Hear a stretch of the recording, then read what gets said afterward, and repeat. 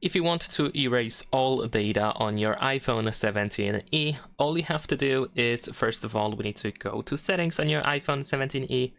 Next, over here, we just have to scroll down a little bit in order to go to general. Then over here, scroll down in this menu and search for transfer or reset iPhone. We're gonna select this option. And now in here, we have the erase all content and settings. So you should be able to go over here. Now here we have the confirmation. We can see everything that is going to be removed from your iPhone, which is pretty much everything. So remember to make a backup of everything that you don't want to lose in the process. Make sure that, for example, all your important data is saved on iCloud or another backup option. And once you're ready, just tap on continue and confirm that you want to erase the iPhone. You might also need to provide the passcode or something similar, go through additional verification, but once you are ready, just tap on continue, and as you can see, we are now erasing everything from our iPhone 17e.